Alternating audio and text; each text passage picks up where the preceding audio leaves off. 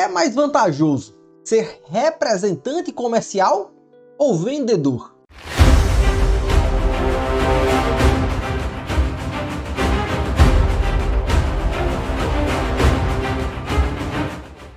Senhoras e senhores, eu sou o advogado Maicon Carvalho, advogo em favor dos trabalhadores há uma década e meia, e nesse vídeo a gente vai tratar desses dois tipos de contrato. Afinal de contas, o que é mais vantajoso? A pessoa ser um representante comercial com autonomia, com possibilidade de fazer seus horários, ganhando comissão?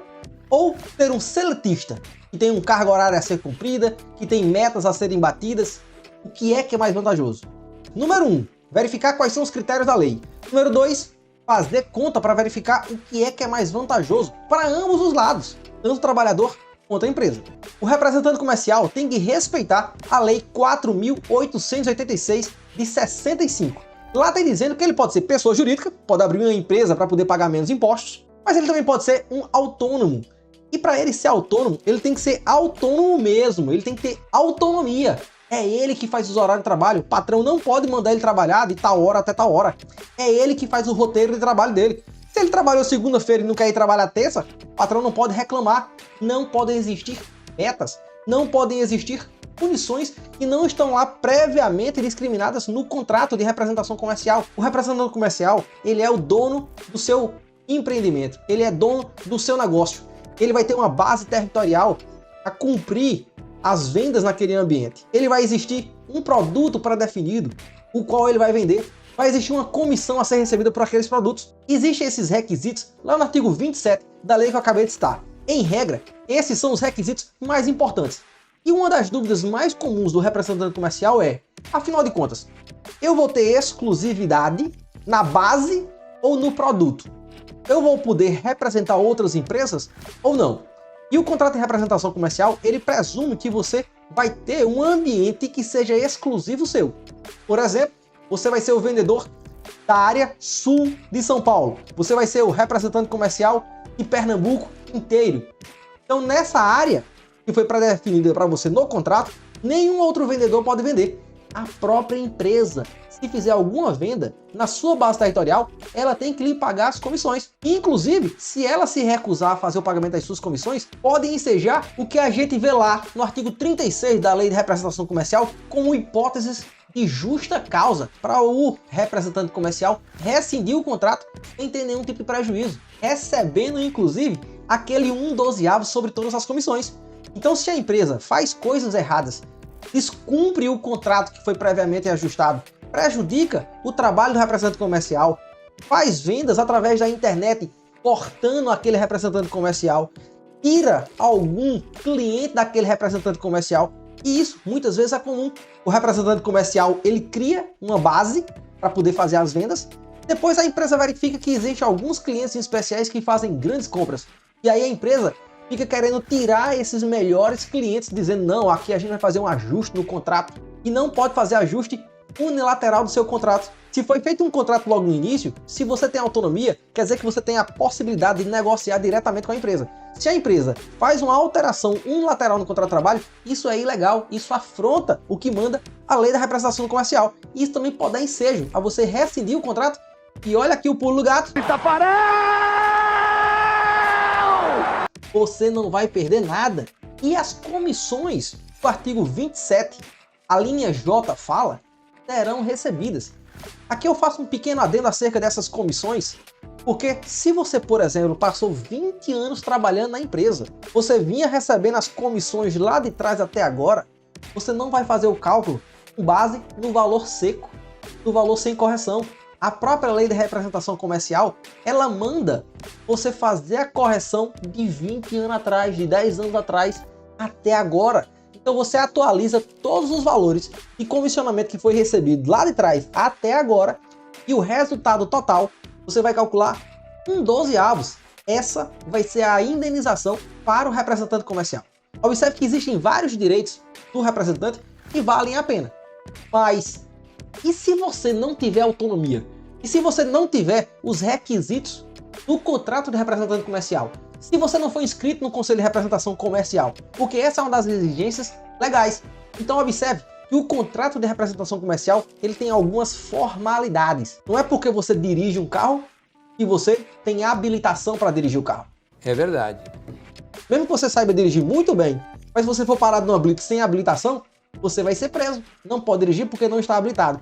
A ideia do contrato de representação comercial e de ter a prévia inscrição lá no Conselho Regional de representante comercial é exatamente fazer com que a pessoa seja um representante comercial de verdade e não meramente um contratado clandestino que deveria ser vendedor.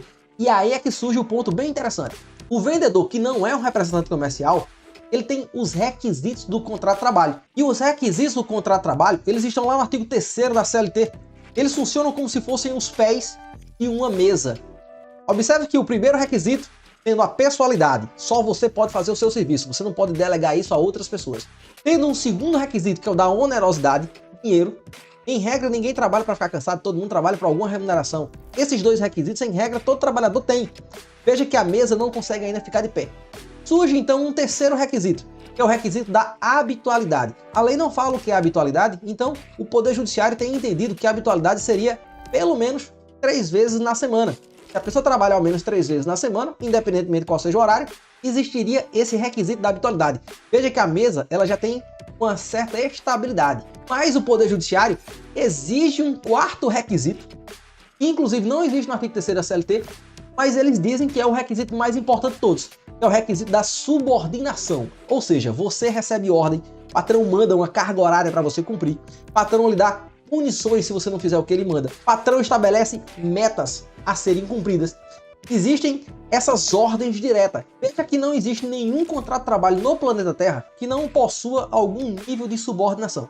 Até um pintor que você contrata para pintar a sua casa, você não vai dizer pinte essa parede de branco e ele vai pintar de azul.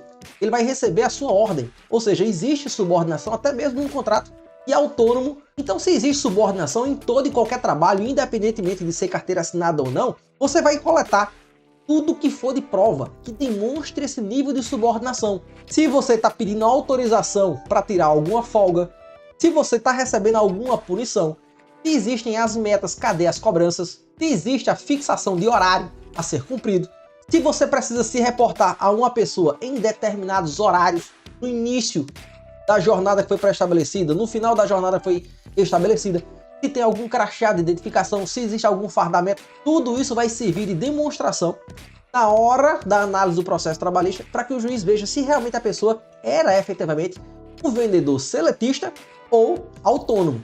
O autônomo vai ser regido pela lei da representação comercial e o seletista vai ser regido pela CLT. Caso o representante comercial seja demitido sem justo motivo, então ele vai ter lá a questão do 1/12avos de todas as comissões que ele recebeu durante o contrato de trabalho dele, todo por completo. O segundo direito que ele tem na hora da rescisão, sem justo motivo, vai ser receber todas as comissões dele, inclusive aquelas que ainda não foram pagas, ou seja, qualquer faturamento tem que ser pago na rescisão e ele ainda precisa ser pré-avisado com pelo menos 30 dias de antecedência. Esses são os 3 direitos do representante comercial no momento da rescisão sem justo motivo. Observe que se a empresa, por exemplo, colocou outro representante comercial na base territorial dele e ele não está mais conseguindo fazer venda para os maiores clientes, o custo operacional do representante comercial ficou tão alto que tornou insustentável aquele contrato. Então ele não precisa continuar sofrendo um prejuízo ao longo de um mês inteiro. Ele pode rescindir logo de imediato. E aí ele vai ficar com a indenização do 1/12avos e mais as comissões a serem recebidas, inclusive do que ainda não foi pago pelo cliente. Já no caso do seletista, é melhor ainda, porque 1/12avos ao longo de todo o tempo basicamente corresponde apenas ao FGTS que deve ser recolhido ao longo de todo o contrato de trabalho, porque o FGTS ele corresponde a 8% de toda a remuneração que o trabalhador recebe. Isso significa que, existindo os 4 requisitos que eu acabei de citar, a pessoa vai ter direito à anotação na carteira de trabalho, o INSS que ela estava pagando como autônoma pode ser compensada e o patrão vai ter que pagar o restante pela parte do empregador. Número 3. O FGTS tem que ser recolhido não só os 8% ao longo de todo o contrato, mas também a multa de 40% da FGTS. Vai existir o aviso prévio indenizado e projetado para cada 1 ano de contrato de trabalho. Além dos 30 dias iniciais, vai ter mais um proporcional de 3 dias para cada ano. Quer dizer que 10 anos de contrato de vendedor, por exemplo, vai ter um aviso prévio não de 30 dias, mas sim de 60. Número 5. A empresa tem que pagar TCC proporcional, as férias proporcionais e todas as férias e 13º do contrato inteiro. Se a pessoa estava trabalhando mais do que 8 horas por dia, vai ter direito à hora extra, e a hora extra ela é paga com pelo menos 50% de acréscimo. Tudo isso tem que ser pago no prazo máximo de até 10 dias, a contar do último dia de trabalho. Agora pega aqui o pulo do gato.